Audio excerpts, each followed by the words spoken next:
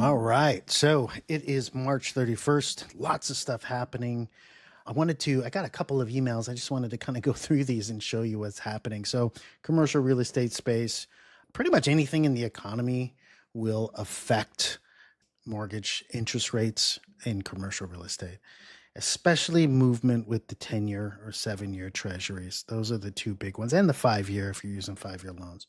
But those three can be affected quite a bit with things that are happening around the world. And of course, right now, as of this date, we are still in a war with Iran. Despite people not wanting to call it a war, I think we really know that it's a war. And so that's what's happening. Now, a year and a half ago, 2 years ago, the multifamily mortgages, at least agency loans, even CMBS loans, but mostly agency loans, you had the ability to offset inflation. You had the ability to use variable rate financing instead of fixed rate financing. And one of the ways that lenders protected themselves is they forced you to purchase what were called rate caps. And rate caps were a way to make sure that you weren't putting yourself in danger by allowing the rate to increase beyond all reason. So it would put a cap on the maximum amount of the rate movement. However, with rate caps, they also would force you to purchase and reserve money for a future purchase of the next rate cap down the line. And at one point, these rate caps were costing $700,000, $800,000, even $1 million, depending on what it was. And it was just crazy because the cash flow from the property had to support the lender taking reserves from the cash flow in order to pay for that future rate cap. And it was just a crazy mess. And a lot of commercial real estate investors kind of went by the wayside because they used variable rate financing. So as a caveat, always use fixed rate financing. It's going to cost a little bit more.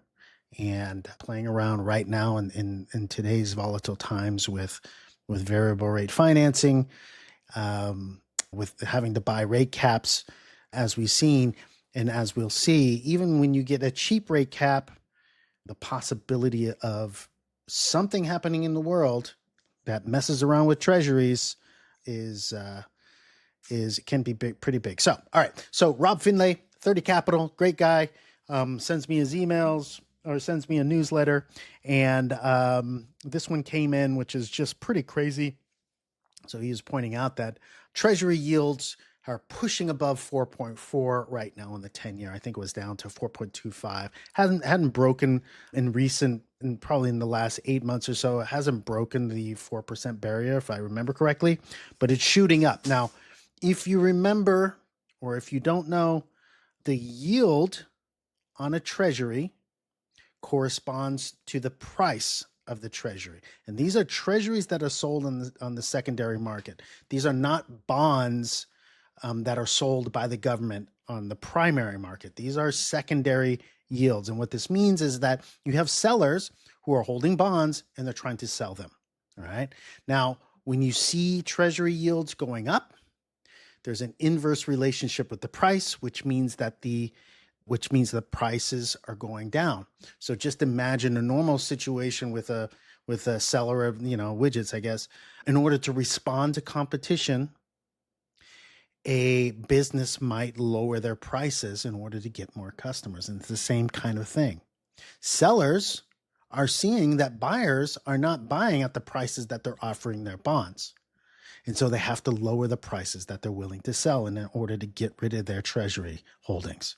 And when that happens, when you lower the price, because treasury bonds are fixed coupon, meaning the coupon rate or the rate that it pays stays the same throughout the bond hold, the only way that you can increase the yield is to lower the prices. Okay, you lower the price. That means that if the coupon is the same, the amount owed is paying on a smaller amount of principal, and the yield to the person that's buying it, they're getting more yield. Okay, in a nutshell. And so the only way that you can increase yield is by shortening the time or lowering the price. Yields go up. And so that's what's happening, right? People aren't buying treasuries right now.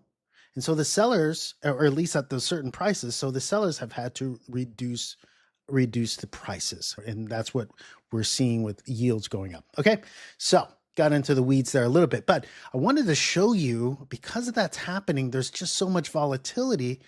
Well, the cap pricing, now the rate caps are sold by banks, and they're looking out at a future timing and saying, okay, we're willing to, it's like an insurance policy. We're willing to bet that interest rates aren't going to go above a certain amount, and it's a risk thing. And this is what it's going to cost for us to take that bet along with you. Okay, that's basically what it is. And just as Rob is noting here, caps that were pricing historically off of the volatility, they were at 70,000. Now they're getting pricing in the $120,000 to $150,000 range, almost double, at least double.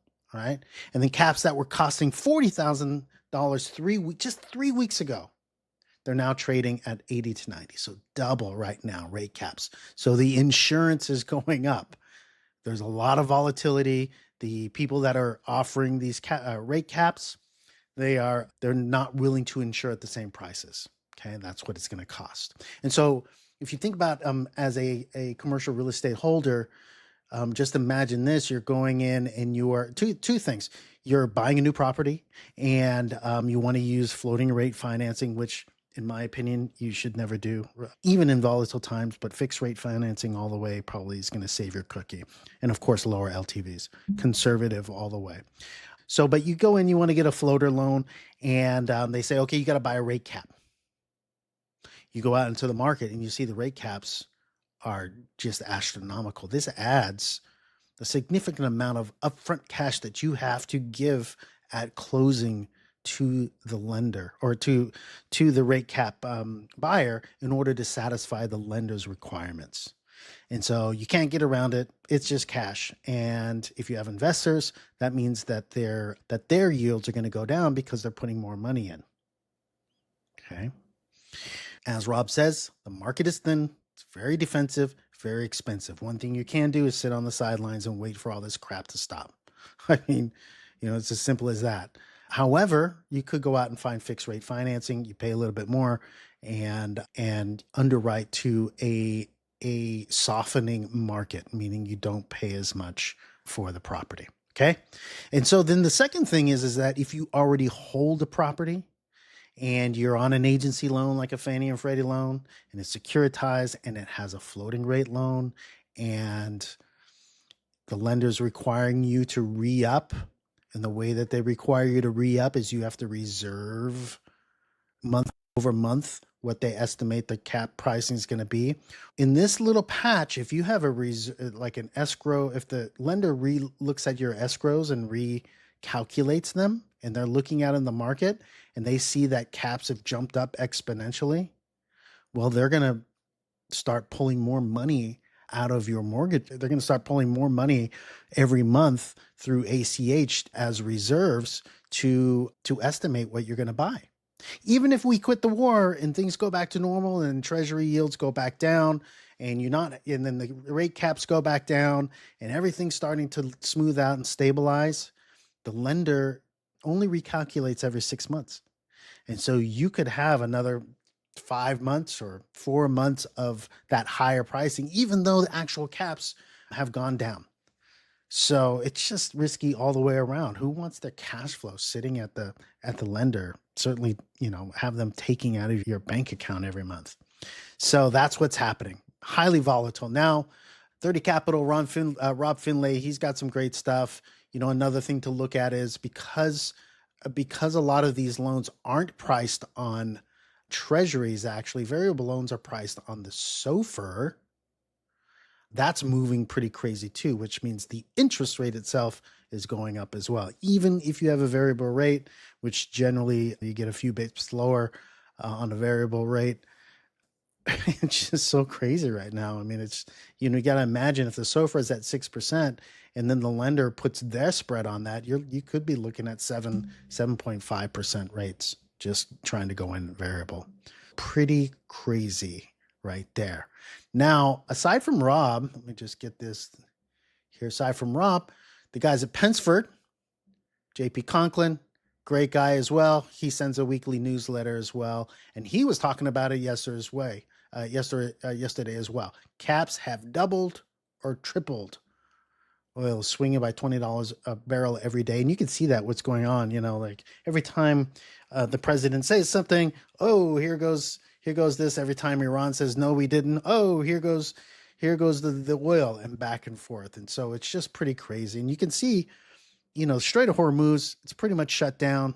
I think yesterday, unfortunately, they bombed a tanker trying to come through. I believe it was a Qatari vessel, and I think that that kind of big type of attack on an oil tanker trying to make its way through means that insurers aren't want to insure the ships going into the Strait of Hormuz, because more than likely it's going to get attacked, and it's going to traffic is going to continue to stay low. So pretty obvious that that oil is really affecting things, and the war is affecting things right now.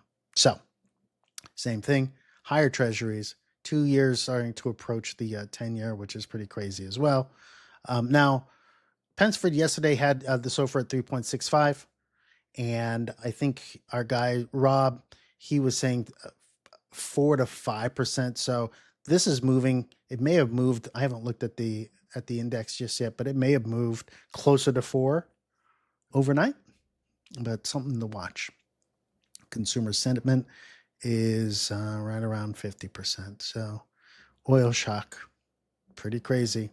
So that's all I have right now. I think that if you kind of understand a lot of this stuff, definitely try to sign up for Pensford.